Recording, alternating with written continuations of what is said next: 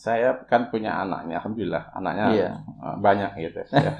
9 ya. Iya, alhamdulillah. Saya memperhatikan Ustaz, anak saya itu yang dulu ketika sekolah selalu diantar dengan yang tidak diantar karena dia dekat gitu, itu tingkat kemandiriannya berbeda. Beda ya. Yang tidak diantar itu nyebrang jalan biasa.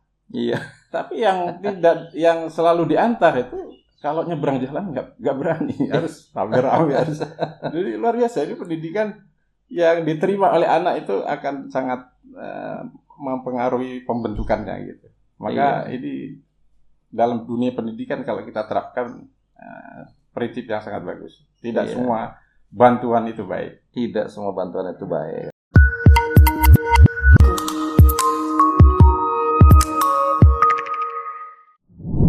Assalamualaikum warahmatullahi wabarakatuh. Assalamualaikum warahmatullahi wabarakatuh. Salam sejahtera untuk kita semuanya. Alhamdulillahirabbil alamin. Wassalatu wassalamu ala asyrafil anbiya'i wal mursalin. Sayyidina wa habibina wa syafi'ina wa maulana Muhammadin wa ala alihi wa sahbihi ajma'in. Amma ba'du. Apa kabar sahabat-sahabat sekalian? Mudah-mudahan senantiasa Allah berikan kesehatan sehingga kita bisa masih terus beraktivitas mencari dan menggapai keridhaan Allah Subhanahu wa taala. Di tengah wabah Covid-19 yang masih terus meningkat, kita terus berikhtiar untuk menjaga protokol Covid-19 dengan sering mencuci tangan dengan sabun, menjaga jarak dan menggunakan masker. Dan saya juga menggunakan face shield dalam kesempatan ini sebagai bagian dari ikhtiar agar supaya tidak menyebarkan atau terkena COVID-19. Alhamdulillah di studio sudah hadir guru kita Kiai Haji Ainur Rafiq Saleh Tamhid LC, dan mudah-mudahan beliau juga Allah berikan senantiasa kesehatan. Assalamualaikum Ustaz. Waalaikumsalam warahmatullahi wabarakatuh. Gimana kabar Ustaz? Sehat Ustaz. Alhamdulillah. Sehat ya. Iya, ini kita hari ini pakai face shield Ustaz ya. Bagian dari upaya. Bagian dari ikhtiar dan upaya, betul. Ya, ini kita lihat katanya banyak peningkatan. Betul, mudah-mudahan lah ini bagian ikhtiar kita. Amin. Agar tidak terkena COVID-19. Amin. Sebelum berbincang-bincang, sebagaimana biasa mungkin kita akan perdengarkan tilawah Al-Quran yang hari ini saya akan bacakan surah Al-Balad. A'udzu billahi minasy syaithanir rajim. Bismillahirrahmanirrahim. La uqsimu bihadzal balad wa anta hillum bihadzal balad wa walidin wa ma walad. Laqad khalaqnal insana fi kabad. Ayahsabu an lan yaqdira alayhi ahad. Yaqulu ahlaktu malan lubada. Ayahsabu an lam yarahu ahad.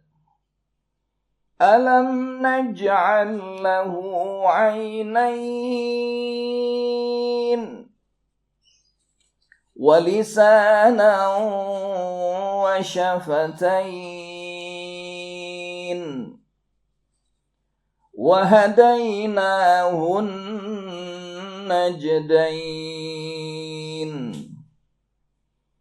Falaqtahamal 'aqabah wa ma adraka mal 'aqabah. Fakku raqabah aw it'amun fi yawmin dhi masghabah yatiman dza maqrabah aw miskinan dza matrabah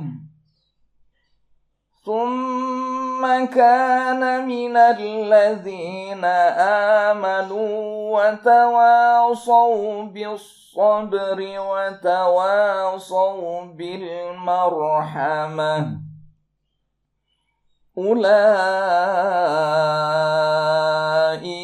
ashabul maimanah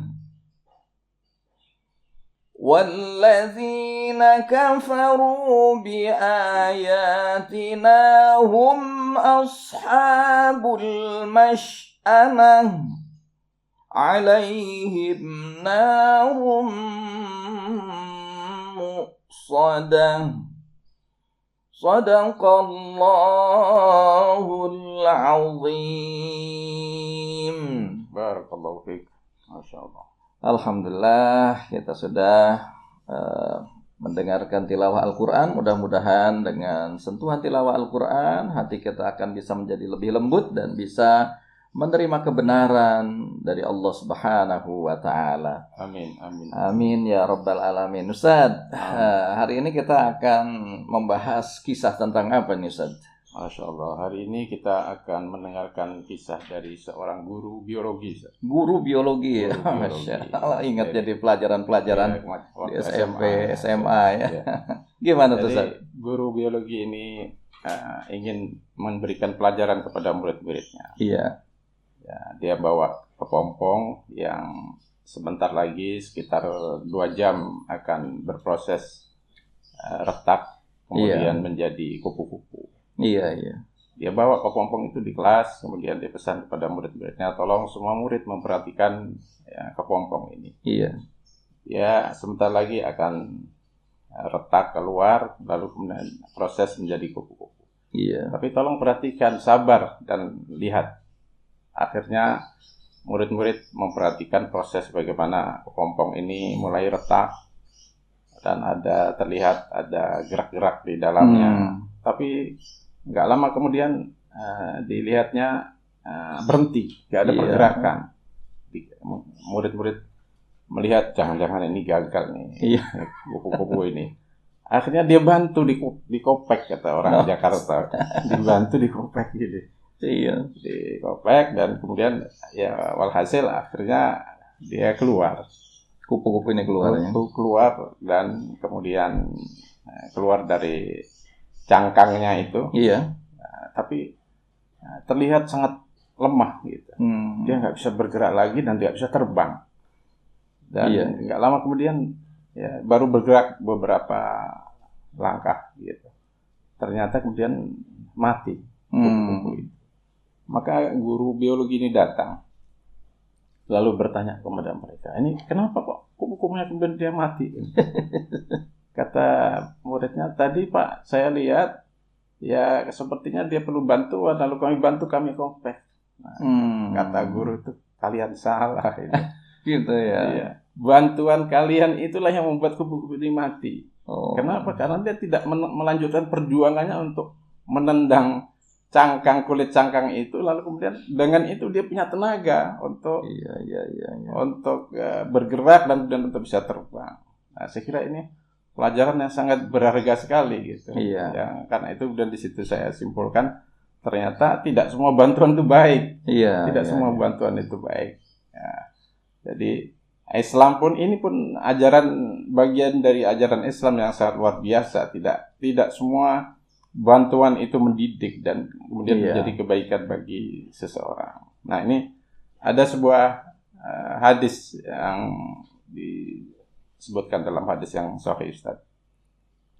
Namanya Qabisah, seorang sahabat namanya Qabisah. Dia datang kepada Rasulullah SAW, ya Rasulullah, saya punya hutang tapi hutangnya ini sebetulnya hutang yang bagus gitu.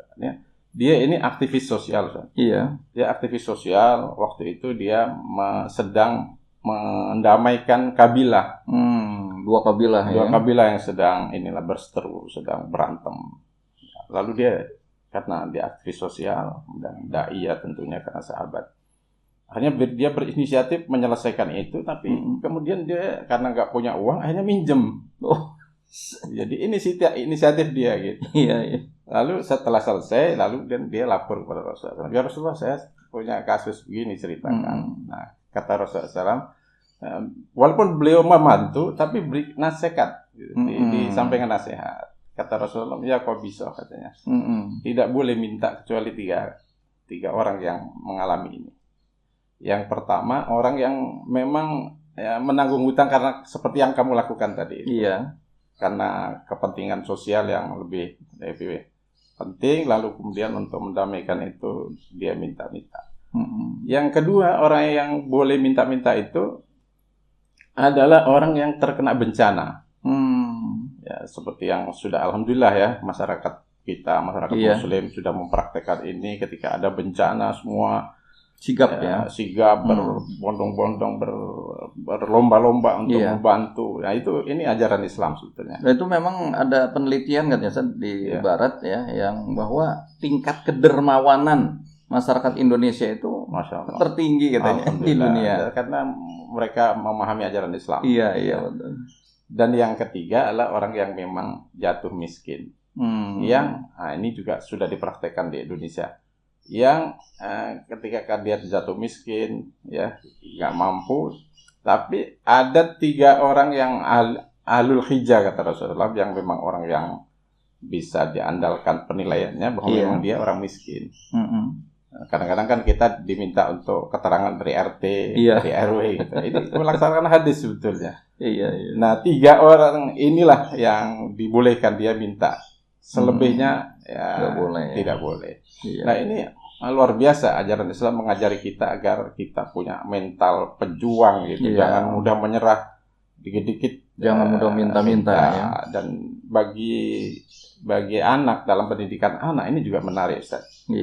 Jadi anak itu kalau menghadapi masalah jangan buru-buru dibantu juga gitu. Karena bantuan tuh kadang-kadang nggak mendidik, manja. Apalagi sudah berkeluarga, kadang-kadang kan suka antara suami istri, kan juga ada. Ya, biarkan dia berjuang dulu gitu. Dan ini juga dialami oleh Ali dan Fatimah. Ketika Ali bin Abi Thalib radhiyallahu anhu lihat Fatimah putri Rasulullah SAW bekerja nyuci di rumah, menggiling gandum dan sebagainya, iba juga rasanya. Tapi kemudian Ali lapor dan kepada Rasulullah SAW. Lalu nasihatnya luar biasa. Rasulullah mempraktekkan ini. Kata Rasulullah kepada Fatimah, ya, saya berikan amalan yang kamu nggak perlu lagi ini pembantu. Dia kan pengen ada pembantu. Maksudnya ingin ada pembantu ya? Ada pembantu. Kata Rasulullah, baca tasbih 33 kali menjelang tidur ya. Menjelang tidur tasbih 33 kali, kemudian tahmid 33 kali, kemudian takbir 34. Jadi lengkap jadi 100. Maka kata Rasulullah kepada Fatimah, ini lebih baik daripada pembantu. Masya Allah. Artinya Rasulullah ingin mendidik anaknya gitu, yang sudah berkeluarga, mungkin ya semua orang juga begitu. Tapi ini pendidikan. Betul. Dan akhirnya itu diterima oleh Fatimah dan akhirnya nggak perlu pembantu lagi. Ternyata mental ini yang membuat orang jadi kuat gitu. Jangan cengeng, jangan dikit-dikit minta bantuan. Nah, di sisi yang lain, kita orang lain yang melihat pun ya harus sensitif juga. Di dalam Al-Quran itu disebutkan yahsabuhumul jahilu aghnia minat ta'af. Kadang-kadang orang yang nggak tahu mengira mereka itu orang kaya. Padahal ya sebetulnya orang miskin, tapi karena ifahnya dia nggak mau. Nah, ini mental seorang mukmin itu seperti itu. Nggak pernah minta-minta gitu. Nggak pernah minta-minta, apalagi sampai kemudian itu jadi profesi di lampu-lampu merah. Ini mental yang rusak ini. Nggak boleh ini orang Muslim punya mental rusak seperti ini. Ya, ini luar biasa ajaran Islam. Itu kalau tadi kita melihat dari kepompong itu juga, kadang-kadang kita ada misalnya orang tua saking sayangnya kepada anak misalnya, ya anaknya masih SD atau bahkan ada yang TK ya, kemudian ini pengen HP gitu. Ya. Akhirnya dibelikan tetapi tanpa pengawasan Ustaz. Itu Cuma agar supaya tadi anak nggak nangis aja gitu. Gimana Ustaz? Tidak, kurang ini Ustaz. Dari sisi kurang pendidik. Jadi boleh saja ya, mungkin karena zaman sekarang ini zaman orang semua punya HP, tapi juga harus dikontrol. Harus dikontrol ya. Ada pengalaman ini Ustaz. Iya. Pengalaman saya kan punya anaknya, alhamdulillah anaknya banyak gitu ya. 9 ya. Iya, alhamdulillah. Saya memperhatikan Ustaz, anak saya itu yang dulu ketika sekolah terlalu diantar dengan yang tidak diantar karena dia dekat gitu, itu tingkat kemandiriannya berbeda. Beda ya. Yang tidak diantar itu nyebrang jalan biasa. Iya. Tapi yang selalu diantar itu kalau nyebrang jalan nggak berani, harus rame-rame harus. Jadi luar biasa, ini pendidikan yang diterima oleh anak itu akan sangat mempengaruhi pembentukannya gitu. Maka ini dalam dunia pendidikan kalau kita terapkan prinsip yang sangat bagus. Tidak semua bantuan itu baik. Tidak semua bantuan itu baik. Ya, jadi walaupun dalam persahabatan kan ada di lagunya Sinder Tosca itu persahabatan bagai kepompong. Ada itu ya. Ada mengubah ulat menjadi kupu-kupu. Nah dalam persahabatan juga kadang-kadang kan tadi saking sayangnya inginnya sahabatnya itu ini bantu terus, tapi bantuannya nggak tepat akhirnya ya. Betul. Jadi kita lihat-lihat lah. Iya, jadi itulah sahabat sekalian apa yang kita dapatkan dari Kiai Haji Anur Rafiq Saleh Tamhid, bahwa tidak semua bantuan itu baik ya. Jadi kita harus melihat masalah-masalah apa yang harus dibantu. Ya, sekiranya dia masih bisa survival, berjuang, seperti halnya tadi, kepompong itu harus keluar sendiri, ya biarkan keluar sendiri saja, jangan sampai dipaksa. Memang akhirnya dia dari kepompong itu keluar kupu-kupu, tetapi nggak bisa bertahan lama, kemudian dia akan mati. Nah, mudah-mudahan dari pelajaran inilah kita akan mendapatkan satu pelajaran yang bisa kita pegang bahwa tidak semua bantuan itu baik. Oleh karenanya kita harus selektif, kita harus memilah tahu situasi kapan yang harus tepat. Membantu, kapan tidak harus. Iya, kapan harus membantu dan kapan harus kemudian memberikan motivasi yang tadi lebih penting ya kepada orang-orang terdekat kita. Jazakumullah khairan Ustaz atas ilmunya pada kesempatan kali ini, dan saya mohon maaf jika ada hal yang kurang berkenan. Wallahul muwaffiq ila aqwamit thoriq. Assalamualaikum warahmatullahi wabarakatuh. Waalaikumsalam warahmatullahi wabarakatuh.